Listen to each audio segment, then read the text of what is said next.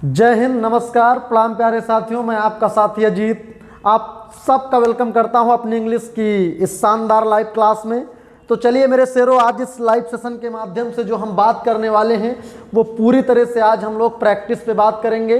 Time and tense की आज हम आपके सामने प्रैक्टिस क्लास लेकर के आए हैं। मैंने बहुत ही विधिवत तरीके से आपको टाइम एंड टेंस का कॉन्सेप्ट पढ़ा दिया था। तो बिल्कुल आपने टाइम एंड टेंस के कॉन्सेप्ट को कितने अच्छे से पढ़ा है, क्या किया, उसमें कितनी बातें आपके दिमाग में हैं, कितनी बातें नहीं हैं, तो बिल्कुल उन बातों की मैं प्रैक्टिस लेकर के आ गया हूं। तो चलिए आज मैं बात करूंगा सबसे पहले क्वेश्चन पे, ठीक है। यानी जो बेटा हमारी जो बात काहे पे करेंगे, बात हम लोग करेंगे टाइम एंड टेंस पे। किस पे बात करेंगे? टाइम एंड टेंस पे बात करेंगे। और टाइम एंड टेंस की बेटा जो प्रैक्टिस हम लोग करने वाले हैं, ठीक है, जो हम लोग प्रैक्टिस करेंगे वो किस पे, यानी एरर बेस्ड। जो हमारे क्वेश्चंस हैं वो बेटा पूरी तरह से कैसे रहेंगे, तो पूरी तरह से एरर बेस्ड क्वेश्चन रहेंगे। हमको क्वेश्चंस में क्या करना है, एरर बताना है। तो चलिए शुरू करते हैं आज की लड़ाई को। आज के पहले क्वेश्चन को पहले क्वेश्चन पे आपको लेके चलते हैं। तो चलिए पहला क्वेश्चन आपके सामने ये रहा। बिल्कुल आपको बताना है, एक एक क्वेश्चन में बिल्कुल आपको बातें बहुत अच्छे से समझ लेना है कि क्या मैंने कॉन्सेप्ट आपको दिया था। लिखा है he has passed the examination 2 years ago, यानी उसने 2 साल पहले एग्जाम पास किया। अब बताओ जरा क्या कर दिया जाए, सेंटेंस के किस पार्ट में एरर है, मुझे जल्दी से सभी के सभी शेर जवाब दे दें। बिल्कुल सभी लोगों को जवाब देना है किस पार्ट में एरर है। तो गुरुजी बिल्कुल एरर किस पार्ट में है? एरर हमारे ए पार्ट में है। किस पार्ट में एरर है गुरुजी? गलती हमारे ए पार्ट में है। और इसका एक कॉन्सेप्ट मैंने आपको दिया था कि जिस सेंटेंस में आपको बेटा क्या मिल जाए, जिस सेंटेंस में आपको कभी भी एगो लिखा मिल जाए, अगर किसी भी सेंटेंस में आपको एगो लिखा मिलेगा तो वो सेंटेंस आपका पूरी तरह से पास्ट इंडेफिनिट में होना चाहिए। बात समझ में आ गई? यानी अगर किसी भी सेंटेंस में आज के बाद आपको एगो लिखा मिल जाए तो जिस सेंटेंस में एगो का यूज किया जाएगा तो वो पूरी तरह से आपका पास्ट इंडेफिनिट होना चाहिए। तो इस सेंटेंस में देखो तो ये हमारा एगो मिल गया। अब एगो मिला तो एगो लगेगा तो सिर्फ और सिर्फ उसी सेंटेंस में लगेगा जो पूरी तरह से पास्ट इंडेफिनिट हो। तो इसको पास्ट इंडेफिनिट बनाने के लिए बेटा हैज को हटा दो तो सब्जेक्ट के तुरंत बाद क्या आ गया, पास्ट, यानी he passed the examination 2 years ago। यानी गलती किस पार्ट में है? ए पार्ट में है। चलिए अगले क्वेश्चन की तरफ आपको लेके चलते हैं। अगला क्वेश्चन देखिए सभी लोग, इसमें बताइए क्या एरर है भाई। चलिए दूसरे को देखिए, सभी लोगों को देखना है। दूसरा लिखा है since she joined this post comma he did not take any bribe. सभी को जल्दी जल्दी से इसमें एरर फाइंड करना है कि किस पार्ट में एरर है, जल्दी से बताना है मेरे बच्चे। मैंने आपको जब भी प्रेजेंट परफेक्ट टेंस पढ़ाया था तो एक हेडिंग मैंने आपको डलवाया था कि some important rules of present perfect tense, ठीक है। और जिसमें मैंने आपको बताया था इस सिंस की बात। किसकी बात? इस सिंस की बात। एक जो सिंस का यूज होता है, एक तो सिंस का यूज बच्चा एज आ प्रीपोजिशन होता है। कैसे होता है? एक सिंस का यूज आपको याद रखना है कि एज आ प्रीपोजिशन होता है डेफिनिट टाइम के पहले। लेकिन एक कंडीशन ऐसी आती है कि सिंस का जो यूज होता है, सिंस का यूज एज आ कंजंक्शन भी होता है। कैसे होता है? एज आ कंजंक्शन होता है। तो जब भी सिंस का यूज एज आ कंजंक्शन होगा तो ये फिर दो चीजों को जोड़ने का काम करेगा। और दो चीज ये क्या जोड़ेगा? तो बेटा दो सेंटेंस को जोड़ने का काम करेगा, ठीक है। अब जरा याद रखिएगा, हमने आपको एक स्ट्रक्चर बताया था और वो स्ट्रक्चर आपको क्या मैंने बताया था? स्ट्रक्चर आपको ये मैंने बताया था कि अगर कभी भी आपको बीच में अगर सिंस लिखा मिल जाए, बीच में आपको क्या लिखा मिल जाए, अगर कभी भी आपको बीच में सिंस लिखा मिल जाए तो याद रखिएगा सिंस के पहले पीपीटी बोले तो प्रेजेंट परफेक्ट टेंस होना चाहिए और सिंस के बाद PIT बोले तो पास्ट इंडेफिनिट टेंस होना चाहिए। एक कंडीशन ये बताई थी, ये पहली कंडीशन सिंस की। और सिंस की एक दूसरी कंडीशन थी कि अगर बेटा आपको सिंस कभी भी सेंटेंस के शुरुआत में मिल जाए तो सिंस के तुरंत बगल वाला जो होना चाहिए वो काहे में, PIT बोले तो पास्ट इंडेफिनिट में होना चाहिए, लेकिन जो अगला सेंटेंस होगा वो PPT बोले तो प्रेजेंट परफेक्ट टेंस में होना चाहिए। आपको अगर ये दोनों के दोनों स्ट्रक्चर पहले से पता थे तो सेंटेंस आपका पूरी तरह से ये बहुत आसान है, बहुत ही इजी है। तो कहने का मतलब बताओ, सिंस मिल गया पहले, ठीक है गुरुजी, सिंस पहले मिल गया तो सिंस के बगल वाला पास्ट इंडेफिनिट में होना चाहिए। सिंस के बगल वाला देखो पास्ट इंडेफिनिट में, क्योंकि सब्जेक्ट के तुरंत बाद सेकंड फॉर्म यानी सिंस सी ज्वाइंड, ठीक है, दिस पोस्ट यहां तक सही है। उसके बाद जरा अगला देखो, कॉमा के इधर वाला काहे में होना चाहिए, तो कॉमा के इधर वाला आपको पता है कि प्रेजेंट परफेक्ट टेंस में होना चाहिए, और ये लिखा किसमें है, पास्ट इंडेफिनिट के निगेटिव में। सो बेटा ये गलत है, तो इसको सही करने के लिए डिड नॉट को हटाओ, क्या करो, ही हैज नॉट, और टेक का क्या करोगे, टेक का कर दोगे मेरे बच्चे टेकन। यानी सही करने के लिए since she joined this post, he नहीं, यहां पे सी करो, ठीक है, थोड़ा सा मिसप्रिंट था, she has not taken any bribe. समझ में आ गई पूरी बात, कोई दिक्कत आपको? यानी गलती किस पार्ट में है, तो गुरुजी गलती पूरी की पूरी रखी है हमारी बी पार्ट में, ठीक है। डिड नॉट टेक की जगह क्या करना, हैज नॉट टेकन करना है। आगे चलिएगा, आगे चलिए भाई सभी लोग, इस वाले को बताइए, सभी बच्चे इसका बताएं, सभी लोगों को इसमें एरर फाइंड करनी है, ठीक है, इसमें सभी लोग फाइंड करिए एरर। परहैप्स यू नोज, शायद तुम जानते हो, that I passed the examination, शायद तुम जानते हो, ठीक है, कि मैंने एग्जाम पास कर लिया है, शायद तुम जानते हो कि मैंने एग्जाम पास कर लिया है। अब बताओ जरा इसमें क्या किया जाए, जल्दी से सभी लोग कमेंट करके बताएंगे, जल्दी से सभी शेर कमेंट करके बताएं, मैंने एग्जाम पास कर लिया है। अब जैसे ही मैंने कहा कि मैंने एग्जाम पास कर लिया है, यानी कभी भी किसी भी हिंदी निकालो तो सेंटेंस के लास्ट में चुका है, चुकी है, या किसी भी लेटर के साथ अगर आपको है लिखा मिल जाए तो प्रेजेंट का परफेक्ट होगा। और बेटा पास्ट परफेक्ट में तो वो रखोगे जो काम बहुत समय पहले बीत चुका है, ठीक है। यहाँ पे एग्जाम पास करने की बात होती है तो मैंने एग्जाम पास कर लिया है, यानी ये इतना सेंटेंस हमारा प्रेजेंट में लिखा है। तो जब इतना सेंटेंस प्रेजेंट में लिखा है तो जाहिर सी बात है ये बात ये प्रेजेंट में बोल रहा है, ठीक है, कि परहैप्स यू नो, शायद तुम जानते हो मैंने एग्जाम पास कर लिया है, तो यानी इसको भी प्रेजेंट में रखना पड़ेगा और इसमें क्या करो, आई हैव करो, आई हैव पास्ड, ठीक है। तो कहने का मतलब ये क्या हो जाएगा, हमारा सही हो जाएगा, बी पार्ट में एरर है। आगे चलो भाई सभी लोग अगले क्वेश्चन की तरफ बढ़ेंगे। अगला क्वेश्चन जरा सभी लोग देखिए, अगला क्वेश्चन चलिए भाई आपके सामने है, इसमें जरा एरर फाइंड करिए सभी लोग। The doctor has took the responsibility, the doctor has took the responsibility, सभी लोग जल्दी जल्दी से बताइए, the doctor has took the responsibility, जल्दी से इसमें बताइए बेटा किस पार्ट में एरर है, सभी लोगों को एरर बताना है भाई जल्दी जल्दी से। चलिए जितने भी साथी हमारे बी पार्ट वाले हैं बिल्कुल सही हैं, याद रखिएगा बच्चा, एक होता है टेक, क्या टेक, एक होता है क्या, एक होता है टूक, एक क्या होता है, एक होता है आपका टेकन। टेक फर्स्ट फॉर्म होती है, टूक सेकंड फॉर्म होती है, टेकन थर्ड फॉर्म होती है। अब आपको पता है कि 12 टेंस होते हैं, कितने टेंस होते हैं, 12 में बेटा 3 टेंस ऐसे होते हैं जो पूरी तरह से क्या होते हैं, ओनली परफेक्ट होते हैं। क्या होते हैं, perfect, 3 perfect, present perfect, past perfect और फ्यूचर परफेक्ट।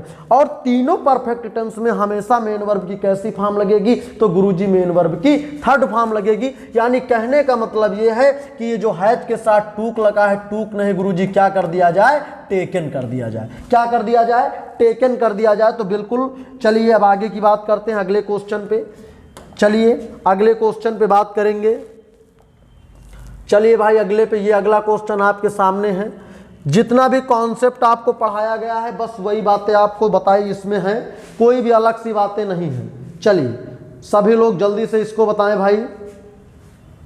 लिखा है that serial is going on for 6 years, यानी वह जो सीरियल है वो कब से चल रहा है, तो 6 सालों से चल रहा है।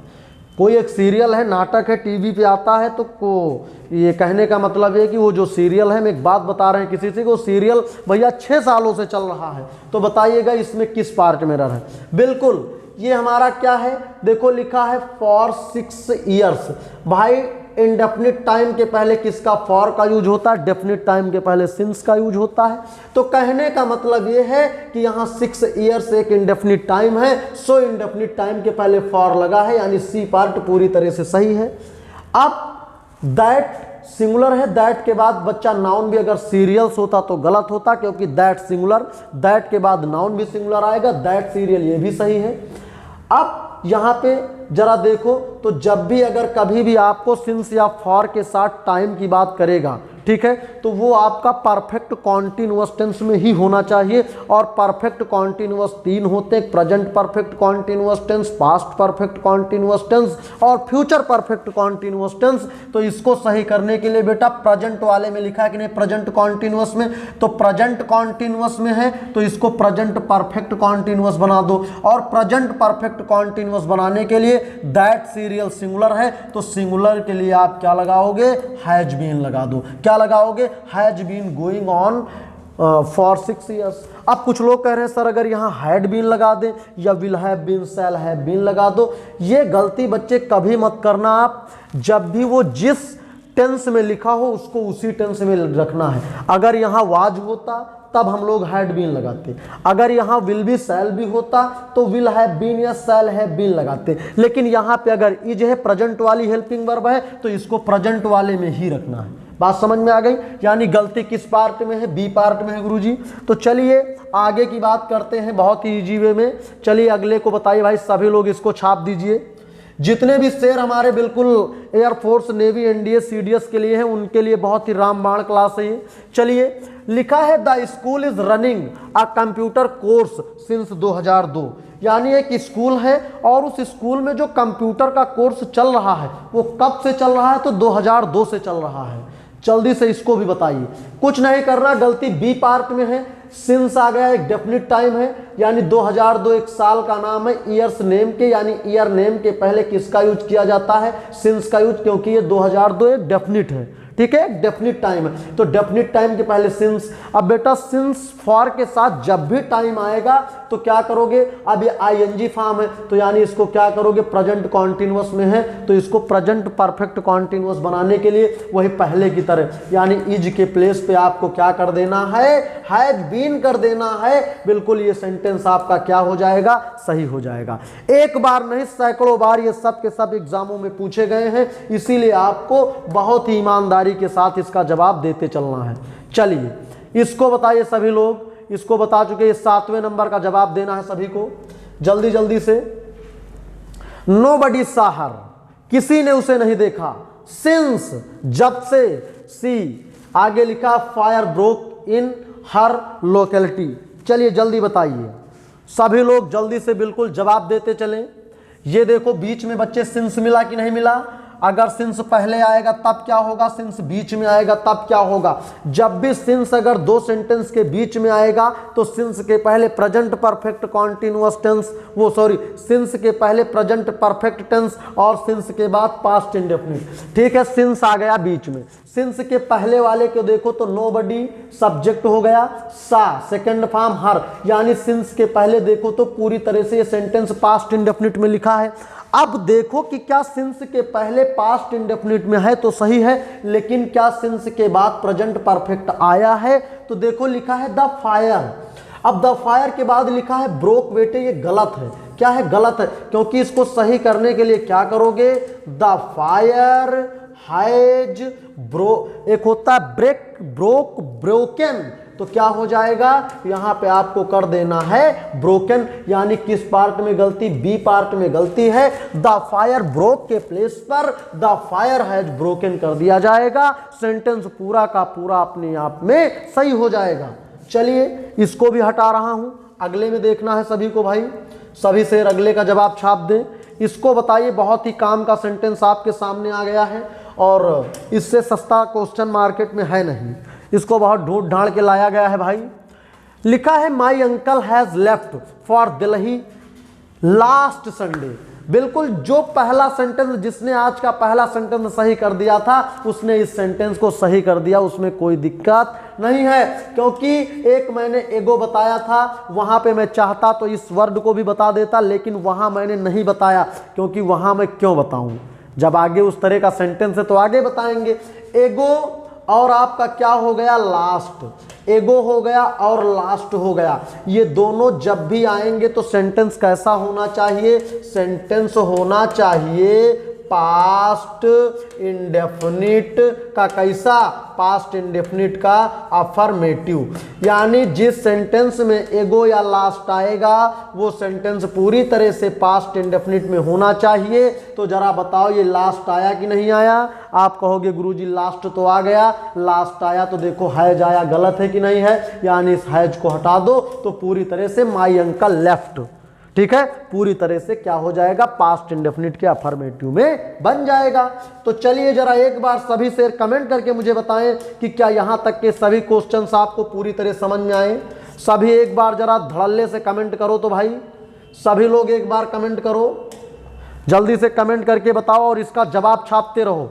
बहुत सारे शेर बिल्कुल सही जवाब दे रहे हैं, हमारी नज़र आपके कमेंट पे है, लेकिन जब भी आप कमेंट देते रहो, हम सबके कमेंट्स देख रहे हैं, ठीक है। चलिए भाई, बिल्कुल, चलिए इसका जवाब छाप दीजिए। लिखा है सी एट नथिंग, लिखा है सिंस मॉर्निंग, उसने सुबह से कुछ नहीं खाया है।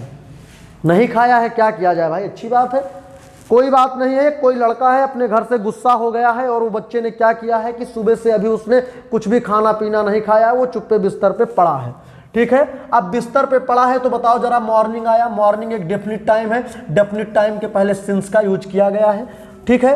अब आप कहोगे कि सिंस आ गया तो वो परफेक्ट कॉन्टिन्यूअस में ही होना चाहिए। बच्चा याद रखिएगा, सिंस और फॉर का यूज परफेक्ट टेंस में भी होता है और परफेक्ट कॉन्टिन्यूअस टेंस में भी होता है, बशर्ते जब सिंस और फॉर का यूज परफेक्ट टेंस में होगा तो उस सेंटेंस में मेन वर्ब की थर्ड फॉर्म होनी चाहिए, और जब किसी सेंटेंस में सिंस या फॉर का यूज होगा वो अगर परफेक्ट कॉन्टिन्यूअस में है तो मेन वर्ब की आईएनजी फॉर्म होनी चाहिए। यानी सिंस मिला तो इसको हमें परफेक्ट ही बनाना है। अब देखना यह है कि किस परफेक्ट में लिखा है, इसको प्रेजेंट परफेक्ट बनाए कि पास्ट परफेक्ट बनाए कि फ्यूचर परफेक्ट बनाए, आखिरकार बनाए तो कौन सा परफेक्ट बनाए। तो यार सब्जेक्ट के तुरंत बाद देखो, ये देखो एट लिखा है कि नहीं, ईट एट, क्या होता है ईट, क्या होता है एट, क्या होता है ईटन। यानी सब्जेक्ट के तुरंत बाद सेकंड फॉर्म तो सेंटेंस पास्ट का इंडेफिनिट, तो इसको पास्ट इंडेफिनिट में नहीं रखना, इसको काहे में बदल देना है, परफेक्ट में। तो कुछ ना करो, यानी यहां करो हाइड, क्या करो, हाइड करोगे, सी हाइड। अब भैया याद रखिएगा, जब आप सी के साथ हाइड लगा दोगे तो जाहिर सी बात ये एट नहीं, इसको क्या होना पड़ेगा, इसको ईटन होना पड़ेगा, क्योंकि has have, had, will have, shall have, इन सब के साथ हमेशा वर्ब की कैसी फॉर्म लगती है, थर्ड फॉर्म लगती है। सो यहाँ पे गलती ए पार्ट में है, और कहने का मतलब एट की जगह पर, एट के प्लेस पर हमको क्या लगा देना है, हमको लगा देना है हैड ईटन। समझ में आ गई पूरी की पूरी बातें, पूरी बात समझ में आ गई। चलिए इसको छाप दीजिए, सभी शेर इसको छाप दें, बहुत ही सिंपल सा सेंटेंस है, इससे आसान कुछ नहीं है, जल्दी से इसको छाप दीजिए।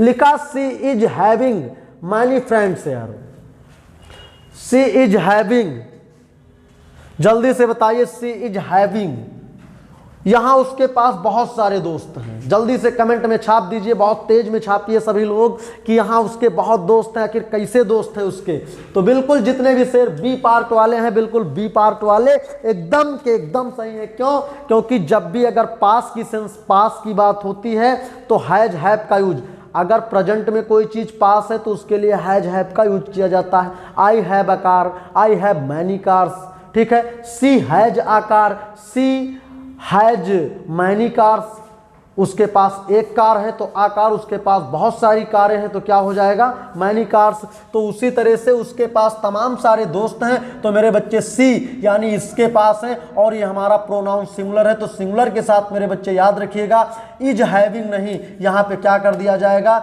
यहाँ पे हैज कर दिया जाएगा। क्या कर दिया जाएगा, हैज कर दिया जाएगा। सी हैज मैनी फ्रेंड्स, यहाँ उसके पास तमाम सारे दोस्त हैं। जल्दी से बताइए क्या ये बात पूरी तरह से आपको समझ में आ गई।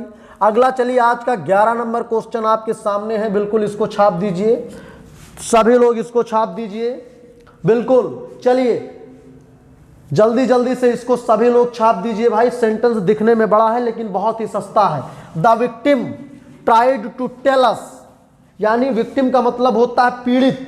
The victim tried to tell us, यानी पीड़ित ने हमसे बताने की कोशिश की, ठीक है ना, बताने का उसने प्रयास किया। आगे लिखा what has happened but his voice was not Audible, यानी पीड़ित ने हमसे बताने की कोई घटना थी जो बताने का प्रयास किया लेकिन वो बोलने में या ना बोल पाया, बोलने में समर्थ नहीं था, या उसकी आवाज़ उतनी तेज नहीं थी, या आवाज़ नहीं निकल पाई, कुछ भी इसको आप कह सकते हो, बशर्ते बिल्कुल सेंटेंस की कंडीशन को देख के आपको पूरी तरह से एरर बता देना है।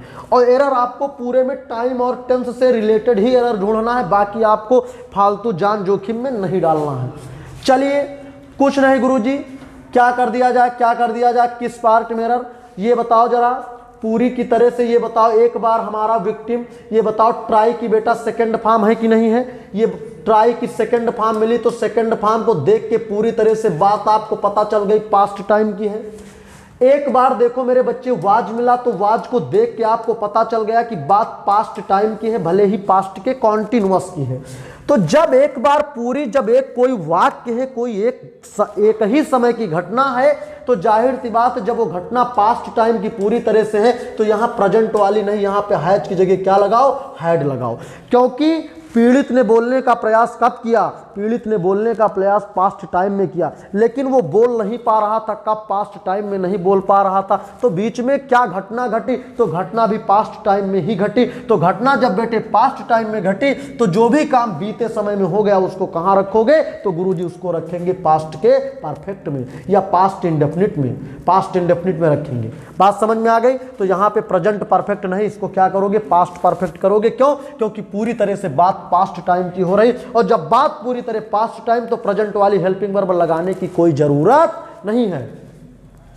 चलिए कमेंट में बताइए क्या सबको समझ में आ गया ये वाला। भाई अगले को छाप दीजिए, सभी बच्चे अगले को छापें, अगले को छाप दीजिए जल्दी से। इससे पहले एक दो सेंटेंस से पहले जिसने बताया था वो इसको सही कर लेगा। Sonu Nigam is having a large fan following. Sonu Nigam के पास क्या है, एक बड़ी मात्रा में फैन फॉलोइंग है, बड़ी संख्या में, भारी संख्या में फैन फॉलोइंग है। तो जल्दी, सोनू निगम सिंगुलर है तो बेटा पास्ट के सेंस में इज हैविंग नहीं, किसका यूज होगा, हैज का यूज होगा। सो एरर किस पार्ट में है, तो एरर बी पार्ट में है। चलिए अगले पे चला जाए भाई, चलिए अगले पे चल रहे हैं, बहुत तेज से अगले पे चलेंगे। चलिए इसको देखिए जल्दी से, और आज की क्लास भी थोड़ा सा कम होनी है आपकी। चलिए लिखा है नो वन,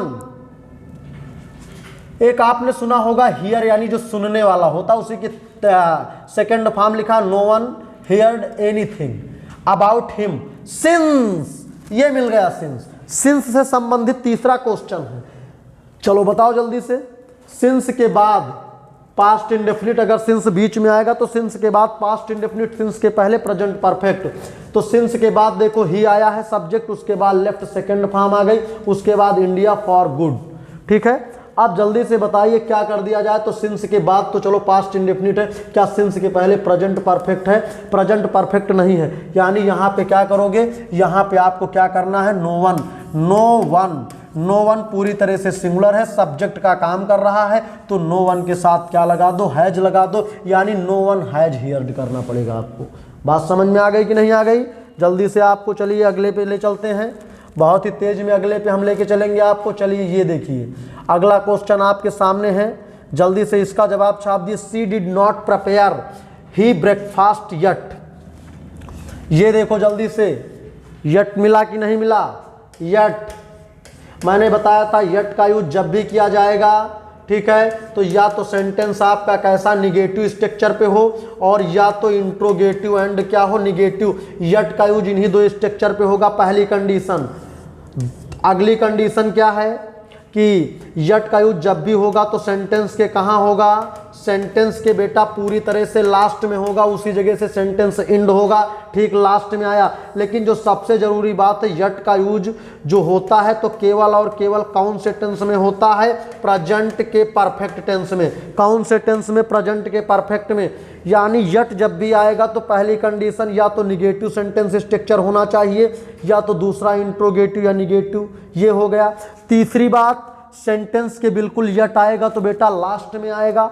चौथी बात जो सबसे जरूरी है कि यट का जो यूज किया जाएगा तो पूरी तरह से यट उसी सेंटेंस में लगेगा जिस सेंटेंस की हेल्पिंग वर्ब हैज या हैव में से कोई एक होनी चाहिए। तो यहाँ देखो सेंटेंस के लास्ट में यट आ गया, ठीक है, नॉट मिला, निगेटिव है तो बेटा डिड नहीं क्या करोगे? डिड नहीं, इसको क्या करोगे? इसको आपको करना है हैज। और जब सी हैज नॉट प्रिपेयर नहीं बच्चे, क्या करोगे? प्रिपेयर्ड करोगे, क्योंकि हैज हैव के साथ मेन वर्ब की कैसी फॉर्म?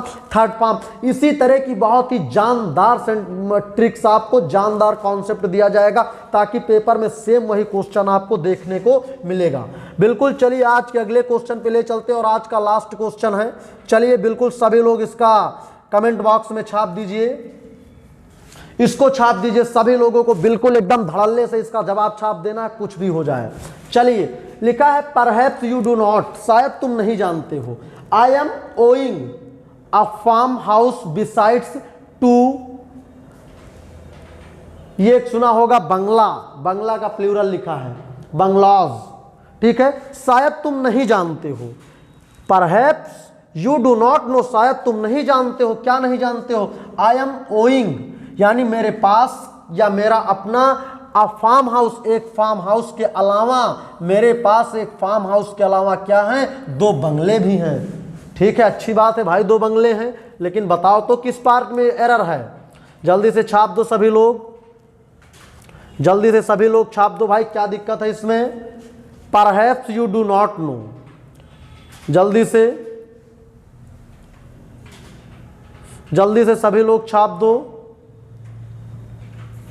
जल्दी से। चलिए, इसमें जितने भी शेर हैं नो एरर वाले वो पूरी तरह से क्या है? सही है, ठीक है। टाइम आज की क्लास का हो गया है तो बिल्कुल आपको ये सेंटेंस यहाँ तक के हो गए हैं, ठीक है। और इसको आप पूरी तरह से इस सेंटेंस को अच्छे से पढ़ लीजिएगा, ठीक है। यानी परहैप्स मिला, कोई दिक्कत नहीं। यू डू नॉट नो यानी डू आ गया, प्रेजेंट इंडेफिनिट, निगेटिव है, नॉट हो गया, ठीक है, मेन वर्ब की फर्स्ट फॉर्म। उसके बाद क्या मिल गया? आई एम, ठीक है। यहाँ पे बेटा एक होता है, क्या आपको समझ में नहीं आता? एक होता है ओन, तो याद रखिएगा ओन को कभी भी आप क्या करोगे? ओन को कभी भी आप ऐसे नहीं लिखोगे, ओन को कभी भी आप आईएनजी फॉर्म में नहीं लिखोगे। लेकिन अगर कभी भी आपको ओइंग लिखा मिलेगा तो ये पूरी तरह से क्या है? सही है। लेकिन अब मैं आपको जो बहुत काम की बात बताऊंगा वो काम की बात ये है कि यहाँ पे ये ओइंग नहीं होगा, यहाँ पे क्या होना चाहिए? ओन होना चाहिए। ओन का हिंदी में मतलब होता है अपना, ठीक है, स्वयं का। और यहाँ पे यानी परहैप्स यू डू नॉट, शायद तुम नहीं जानते हो, यानी कौन? यानी तुम नहीं जानते हो कि मेरे पास या मेरे अपने खुद का एक फार्म हाउस है और उसके अलावा 2 बंगले हैं। यानी इसकी जगह किसका? ओन का यूज किया जाएगा। ओन बेटा अपने आप में एक एडजेक्टिव है, तो हेल्पिंग वर्ब के बाद या तो मेन वर्ब आती है या तो एडजेक्टिव आता है। ये बात मुझे उम्मीद है कि आपको पूरी तरह से समझ में आई होगी। तो सभी शेर मुझे कमेंट करके बताएं कि क्या आज की क्लास वास्तव में आपको शानदार लगी। ये बिल्कुल आज की क्लास बिल्कुल ट्रायल क्लास थी। अब लगातार आपको बहुत ही बेजानदार तरीके से प्रैक्टिस दिया जाएगा, बहुत ही बेजानदार तरीके से आपको प्रैक्टिस दिया जाएगा।